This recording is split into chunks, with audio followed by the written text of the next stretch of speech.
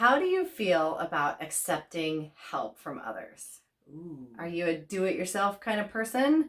Or are you someone who's willing to admit when you're a little bit overwhelmed and you need some help? I need help. I know I'm a DIY. Leave me alone. I'll handle it until I'm falling backward. And other people in your life can be either the helpers or they can help weigh you down more. Have you ever heard the story or the analogy of that you're pulling a wagon through life? Oh, yes. And people, you have two kinds of people. The one that will grab the other side and help pull it with you. Or you have the ones that jump on top and ride. Back. Yeah. So are the people in your life helping pull you or are they riding on top?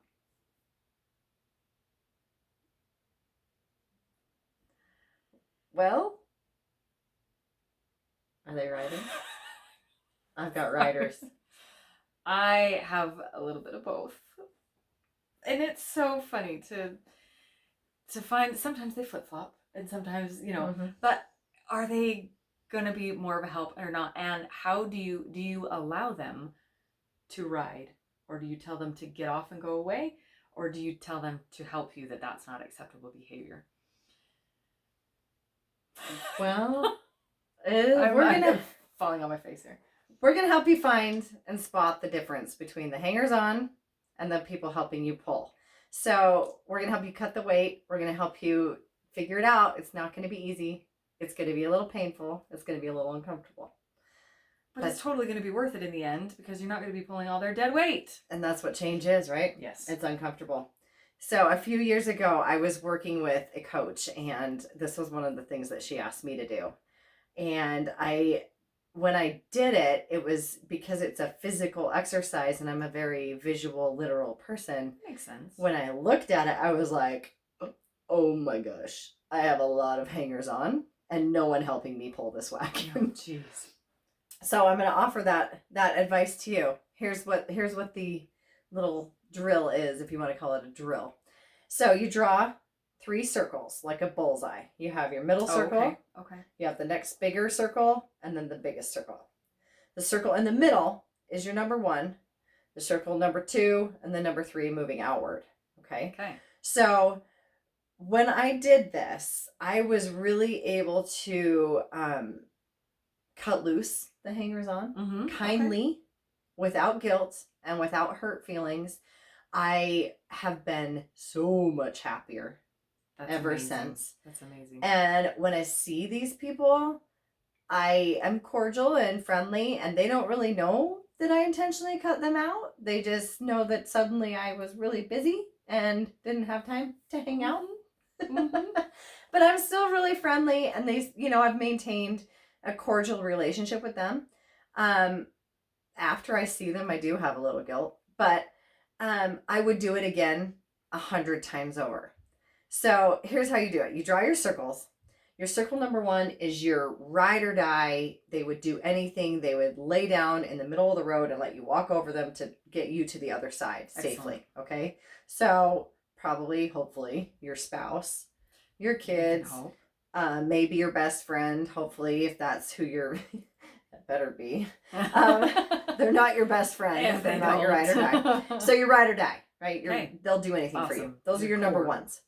Your number 2s are the people you spend the most time with. So in our last episode, we alluded to the top 5 people you spend your most time with really affect how you behave, how you succeed. So your top 5 that you spend the most time with. This was where I had my aha, because I was like, ooh, that's not what I expected. That is not, I don't want to be like that person. That person is not succeeding at life. Nope. And I was like, holy cow, 1 out of 5 of those people are really someone that's going to help me to get to where I want to be. And then the last, hard to recognize. It is hard to recognize. It is so hard. But until you put it in black and white on paper and it's like staring back at you, then you're like, wow, okay. And then the next circle out is your really common acquaintances. I'm not talking about your Facebook friends. I'm talking about the people that you see on a semi-regular basis. You have conversations with, You may know They're their in your kid's bunco name. group or your Right. book club. Right. You see them once a month. You see them once a month. You talk to them semi-regularly. They have somewhat of a personal relationship with you, but they're not really your confidants. Okay? Yeah. So once you've done that, then you take a good hard look. And you go, okay, is circle number 2 full of people that are really, truly helping pull my wagon? Yeah. If my goal is to build my business, are they the ones sharing my posts on Facebook? Are they the ones saying, hey, I'll watch your kids while you go help a client? Or are they the ones going, well, you never hang out anymore. You're just too busy. Probably they're the latter. And that's sitting on your wagon dragging you down. Because then you feel guilty that you're not hanging out with the word. Yeah. And that wagon, you are dragging it hard and they are just hanging out. Just kicking back, watching you work. Waiting for you to fail, saying I told you so. Well, and they may give you the lip service too of, oh, you're so great. You're so good at what you do. Yet they don't actually back it up with action. That makes sense. So when you have identified those and you realize that they don't support you 100%, do they understand your why? Because sometimes we get on these missions on our own and we don't share it with people. Yeah, that's true. I had a client tell me the other day that her family just doesn't share information, and she has battled through some major stuff in her life and come out on top. And she said she doesn't even know how much her siblings really know about it. Wow. So maybe in order to get them off the top of the wagon and to the front of the wagon, you need to share, hey, this is where I'm headed. Yeah. This is what I'm trying to do for my family, for myself. And they may go, wow, you are so inspirational. Let me help you. How can I help you? Let me share this vision. Yeah, let me share it with you. Yeah. So give them the benefit of the doubt before you kick them off. Oh, come now. No. And say, hey, here's my mission. Here's what I'm doing. Share it with them and see what their reaction is. If their reaction is not a supportive one, or their words are supportive, but their actions are not as supportive, then they've shown you. They've shown you. And colors. Then, now you know. And so if they don't support you all the way and they haven't been helping you, then you kick them off. Okay. And you kick them off by... You can do it a couple ways. Okay. You could just flat out stop answering their phone calls. I've done that before. Some people, that's the only way to sever it. There's some that there's no way but just right down the middle. Sorry, see you later. And you don't say anything. You just stop answering. Yep. But for me, most of mine, I was able to just suddenly not be available as often. When they had girls' night or when they had whatever, I just was not available. Yeah. Or when we would normally have gone out to dinner, oh, sorry, I have a prior engagement. When we would text all day long, maybe I would answer every 5th text, then every 10th text, and you just kind of gradually tiptoe out of the room. Turn the faucet off slowly. Just slowly. And they'll notice and they'll say something, and you've got 2 options. You can be honest or you can not. That's up to you. I totally took the path of least resistance and was like, oh, I didn't realize. I've just been so busy. Yeah, I was so busy. But, that's kind of a wussy way out. But I just didn't want to, some people it's not worth the confrontation. It's not worth the energy. It's not worth the conversation because they're not going to get it. Right.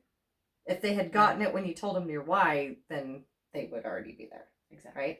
So then your circle number 3 is the one you farm. So start talking to those people more. Yeah. They're already kind of in your life.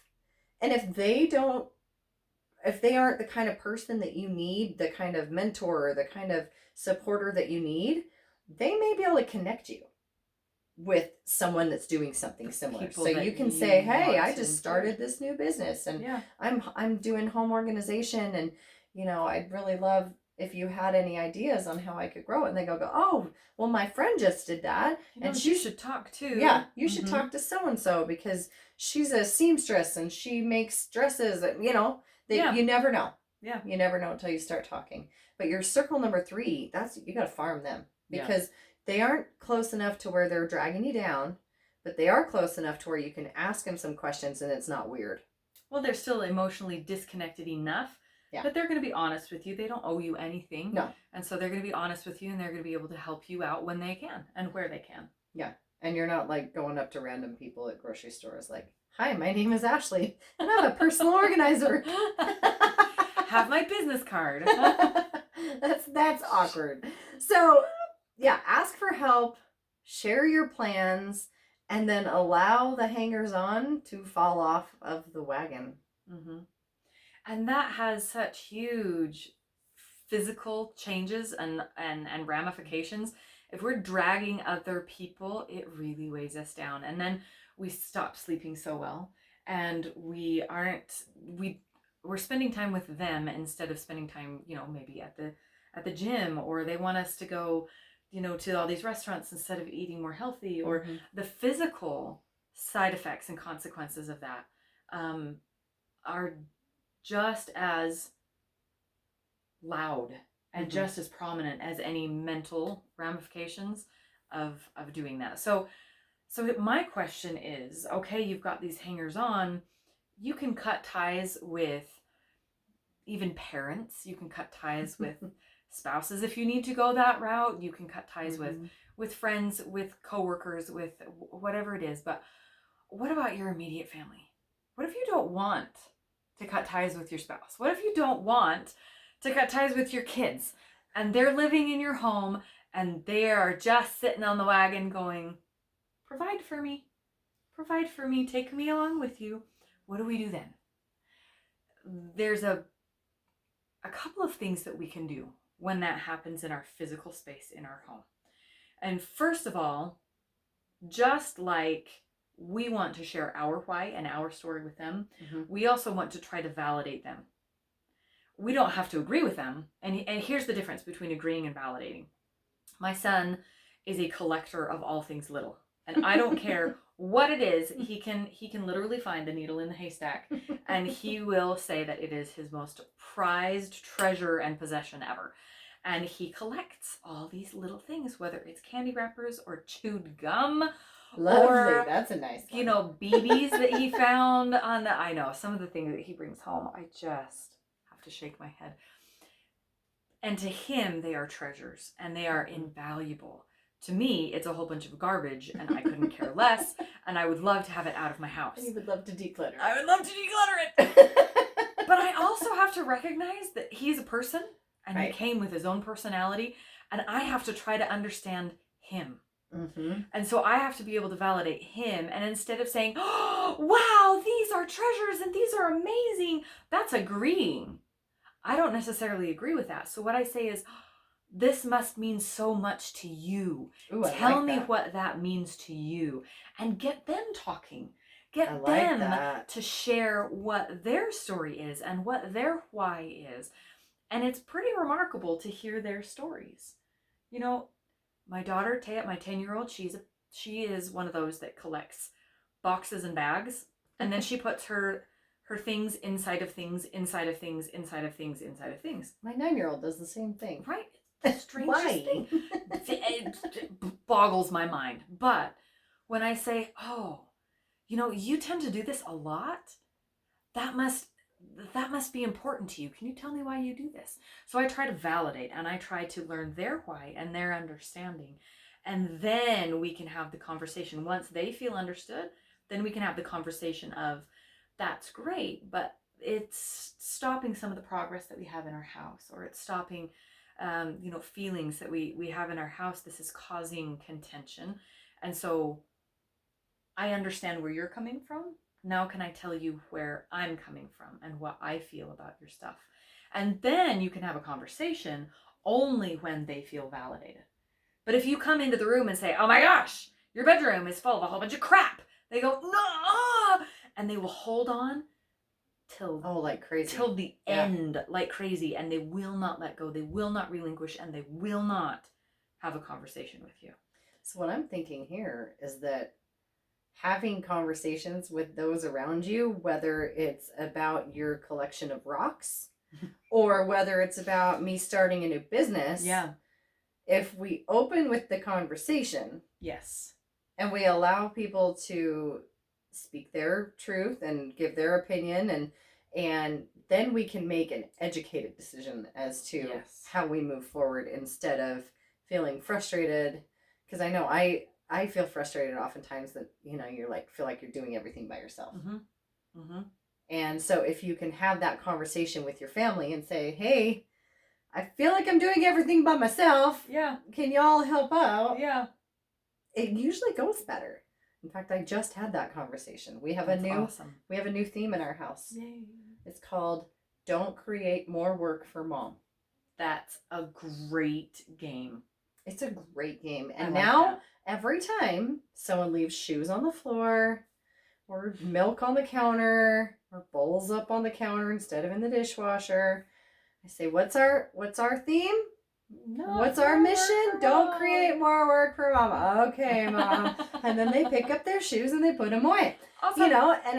But that stemmed from a conversation I had with them, which was, I feel like I follow you around and clean up after you. Yeah. And then I leave the room and a bomb goes off and I come back 5 minutes later and the room that I just cleaned is no longer clean. It's a disaster. Like, these dishes just appear. They just walk out of the cupboard and plant themselves on the counter. They're like rabbits. So, having the conversation with the people around you, because something is weighing you down. Maybe they're not the ones weighing you down, and allowing them to help you and reaching out and saying, hey, I need some help around here. Yes. Can get you a long way. Yeah. And it's not easy. No, but it's necessary. And once you learn how to do that, how to open that conversation, the first couple of conversations are going to be a little awkward, but from then on, that door is now open, and that form of that method of communication is going to become a whole lot easier, and it's going to work so much better, and you're not going to be... And how much faster you're going to get to your goal. Stressing. If other people are helping you. Oh, 10 times better. If your goal is to have a more organized house and you have 5 humans, even if 3 of them are tiny, helping you, versus you're trying to do it by yourself, you're going to get there a lot faster. Yeah. And if you're trying to make some positive changes in your own life and you're like, man, I'm trying to cook all these healthy meals and I'm trying to exercise, but I can't do that because I have to do your laundry and I have to do this and that. If you can say, hey guys, I need your help because I'm trying to be healthy and I'm trying to make some better choices for me so I can do more for you. Yeah. It's just have the conversation. If you have the conversation, really, you will get there faster. Cheer you on more than what they won't.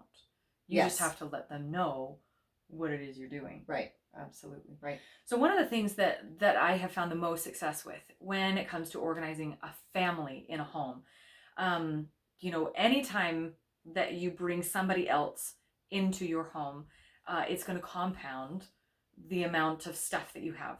Anytime you add hobbies, sports, any kind of responsibility, works, jobs, pets, anything, it's going to compound the amount of stuff that you have in your home.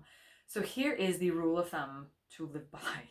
You have to have a very clear conversation with your family about the difference between your space, my space, and our space.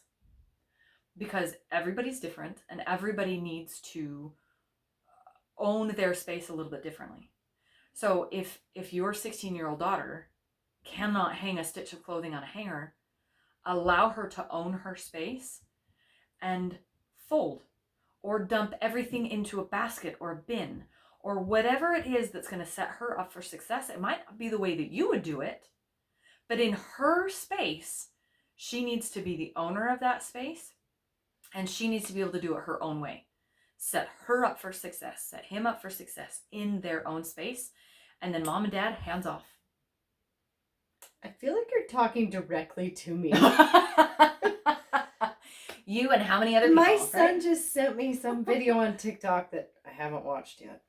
But and then I was like, you need to clean up your room. And he's like, did you watch the video? Did you watch the video? So apparently the video has to do with boundaries. With cleaning up his room. Okay. And he's like, see, Mom, this is the line and this is my room. And you just close the door. And what happens in my room is my business. And so, I'm not going to tell him you said it was okay for him to have his space because it's a pigsty. Well, but here's the deal, though. You're still the mom.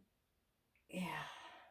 And if it's unsanitary and he's leaving sweaty, dirty clothes on the floor that's going to mold and stink to high heaven, if he's leaving junk, if he's leaving food, It's and the food. and plates and things that can invite critters. Pests and critters and mice, that's not okay. Okay. That's not okay. Then Ashley said it's not okay. It's not okay. Ashley said. So yes, you are still the parent and you still have to come up with that structure and those boundaries, but allow them to take ownership of their own space. And that's one of the reasons why I color code my kids, because then it teaches them, oh, my stuff, my towel on the floor is causing other people problems. So once, let them own their space. Set boundaries to say, I'm still the parent and I still have a say in the matter. Set boundaries, but allow them to run their space the way they need to feel like they're in charge and take ownership of that. Okay. My space is just for me. And you don't get to come into my space unless you have permission. And there again, there are boundaries and there are structures that you can do. But my bedroom is not the free-for-all. I'm sorry, you may not come in and have ninja wars on my bed. But Mom, your bed is bigger and way better for I know. ninja wars. And it probably has more pillows. It totally has more pillows and it's totally bigger. But they're not allowed to unless they get specific permission, or if they're ninjaing dad and dad goes in, So, but my space is different. It's for me, and my kids know there are very specific rules about my room and my space and my office and everything, so that I have ownership of my stuff. And there are very strict boundaries there. Now you have family space and our space. And this is where the most communication has to happen, because there are now multiple people using all of this space. Mm-hmm. It's not my space. It's not your space. It's our space combined. And therefore, we have to have much stricter boundaries and rules to make sure everybody feels happy in this space. So my husband tells me all the time, he's like, he hunts and he really wants to hang dead animals on the wall. And I'm not okay with that. And he said, if you can paint the entire house the colors that you want, and you pick out the furniture, and you hang up the curtains, and you print out the pictures, and why can't I have antlers on the wall? Because it messes up the design. And it's like, oh, you mean you live here too? You mean you share this space too? You have to feel comfortable in this space too? You see how that works? So did you allow the antlers? Did. Wow. I have elk antlers in my living room, and I have deer antlers in my bedroom. And have you painted them like teal or No. something? He said, if you want to spray paint them any other color, you have to hunt it yourself. So I said, okay. I'll go get me some teal. But, am I going to allow him to hang 30 sets of antlers on the wall? No, because that would make me really uncomfortable. Right. And he needs to be able to respect that as well. But if you really, really, really clearly define between you, your spouse, and your children, or anybody else who lives in the household, the difference between your space, my space, and our space, then you get much more cooperation and respect when it comes to keeping things tidy and having expectations. If you have expectations that your teenager takes care of the stuff how you would as a 45-year-old mom, those expectations are going to be broken frequently. Right. Because they're not. But if you have different expectations because you're allowing him to own his own space the way he can take care of it, then those expectations can be met much more frequently, and there's a whole lot less contention. But you have to communicate, and you have to be able to set each other up for success. All right. So the homework is draw your circles. Mm-hmm. Figure out who you have pulling your wagon and who you have riding on your wagon, and make adjustments. Yes. And then have conversations. Absolutely. Have conversations with friends. Have conversations with family. Have conversations with acquaintances. And have conversations with your kids. Obviously, I'm going to have a conversation. Just go watch that TikTok first. I better watch it and see what it's all about. So, at least one conversation per circle this week. I like it. At least one conversation per circle. I don't care what you talk about or who you talk to. One conversation per circle to make sure that to make sure that you can either cut off the dead weight, Yep. or you all of a sudden have a team of people Mhm. helping you pull the wagon. Yep. Okay, we want to hear about it. Post your comments here. Make sure you subscribe, follow, and share. Yes. See Good you luck. next week.